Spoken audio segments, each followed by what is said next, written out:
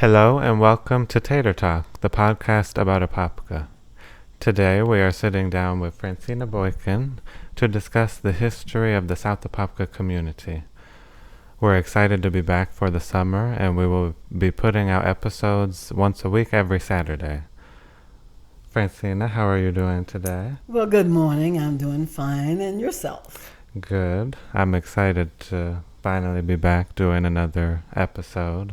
I know it's been a while, and y'all probably missed us, so Yes, we are back for the summer.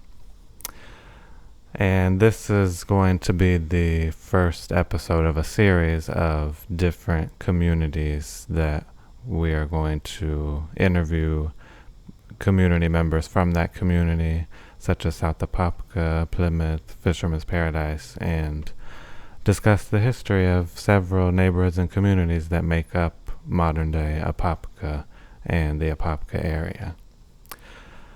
So, it's only befitting that we discuss South Apopka's history with Francina Boykin, a renowned historian and local voice for her community, as we have learned in our previous episodes. So, could you first tell us when was South Apopka founded, and who was it settled by, and where did they come from?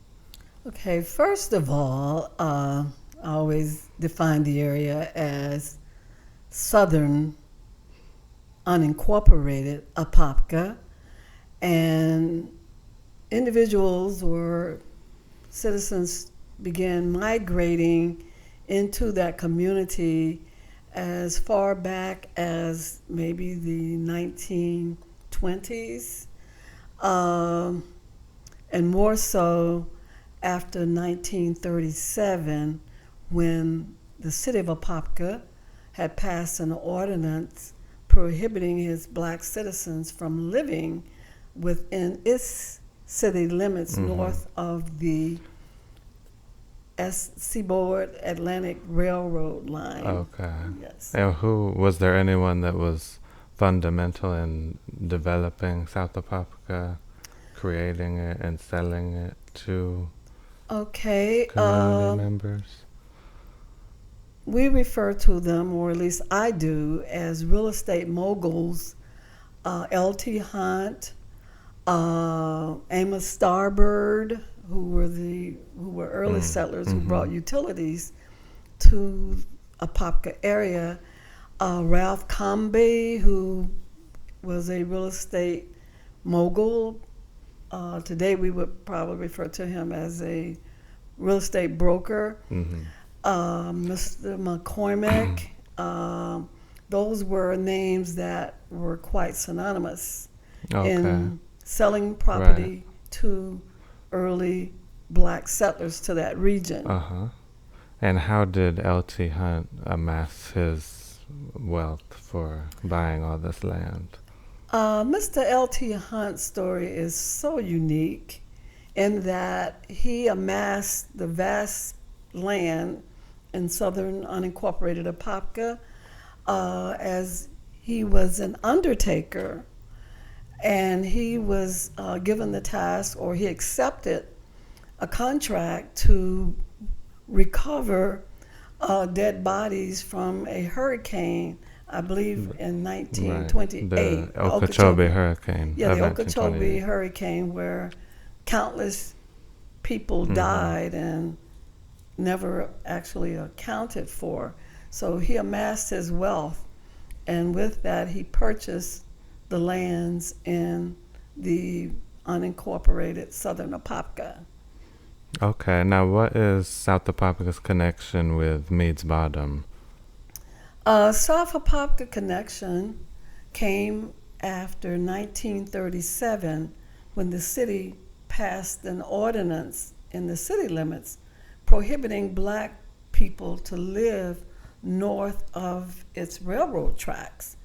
And so many were told, or property owners who were located in the Mead's Bottom community, which is located on East 6th Street at South McGee Avenue, were told that at the peak of the Great Depression, they were struggling, black families were struggling to pay their taxes. So they were told that they should seek properties that were equal to the properties they owned in the city.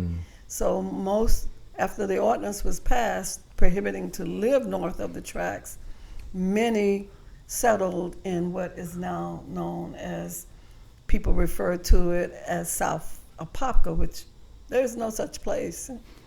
Okay, and what drew early settlers to the region, and from where did they come? Many of the early settlers came from South Carolina. That is where Sarah Mead was born and sold into slavery, and later was sold to a slave owner in Georgia, and later returning to the region,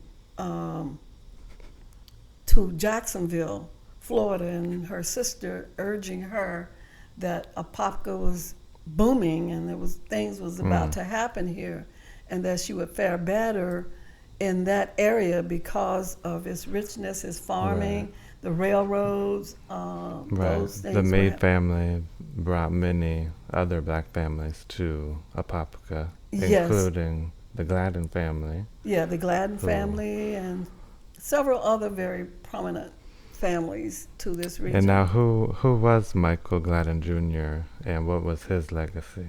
Michael Gladden Jr. was the son of Michael Gladden Sr., who settled in Mead's Bottom, living with Sarah Mead in her boarding home in the early 1900s, maybe around 1910, that Michael Gladden Sr., it was suggested that he moved to this area because of a situation concerning his wife, and that it would be better for her in a smaller area wherein people would know her than when they were living in Jacksonville. So Michael Gladden Sr. settled in Mead's Bottom, later establishing a business, a general store. This was Michael Gladden Sr. His son, who was away in college at Morehouse, Michael Gladden Jr., upon his father's death in 1924, came and took over the family's business, which was a general store, wherein he pretty much was a very trusted person, a keeper of much, and a leader in the community. Right. Which we now have a website and digital collection dedicated to on, I believe, Michael Gladden Jr. There is a website done by Elio Singer, a student of UCF, and she has done a fantastic job or study or research in documenting and digitizing, scanning and digitizing a collection of countless documents that goes back 100+ years. Right. And now many people don't know, but modern day South Apopka actually had what you refer to as a Black Wall Street. Where was that located, and what was the businesses located there? Apopka, the Black Wall Street was situated in basically the city limits of Apopka, but south of the railroad tracks. We must be reminded of that. There were multiple businesses, movie theater, restaurants, ice cream parlors, billiard halls, tailoring shops, dry cleaners. There was a plethora of black businesses in it. Mr. Michael Gladden Jr. formed what was called the Black Business League in that region, in unincorporated Apopka. And we still have these buildings today. Yeah, the buildings are there. They're standing and abandoned, or they were torn down. Some of them were. Now, what are the main issues of this community today, and what do you think can be done to help, if anything? Currently, the unincorporated Southern Apopka is now fading away from what I once knew the community to be. It was once, to me, a very vibrant, close, culturalistic community where you had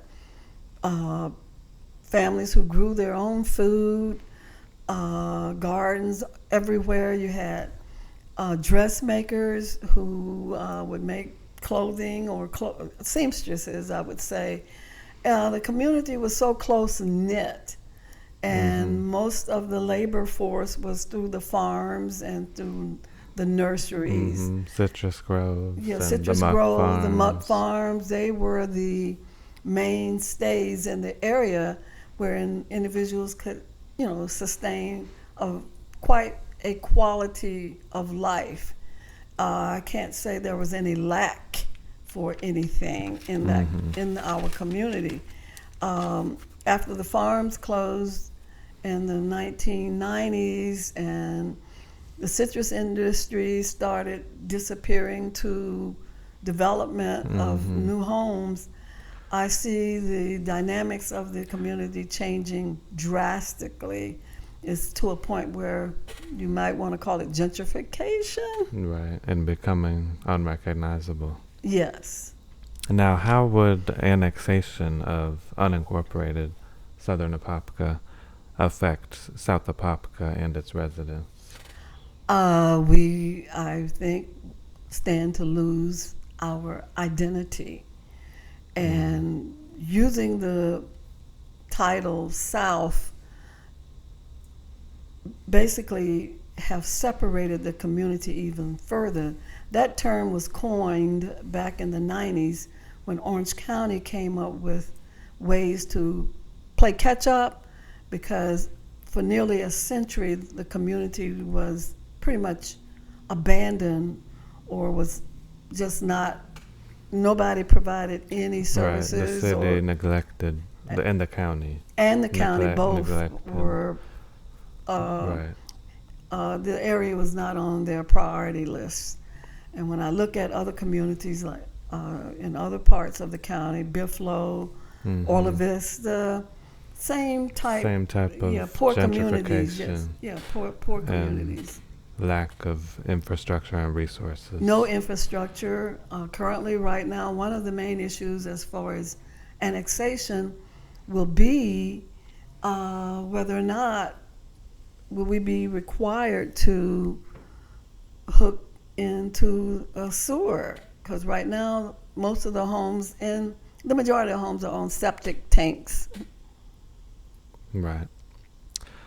So what would you want people to know about South Apopka today, and do you have any closing remarks for them? South Apopka is my native, or again, unincorporated Southern Apopka is my native home.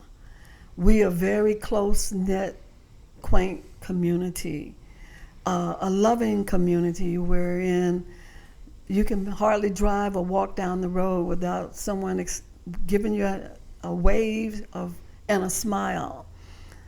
Pretty much that's what I live for, is to see the people we're dying off quite naturally with age. That time will come.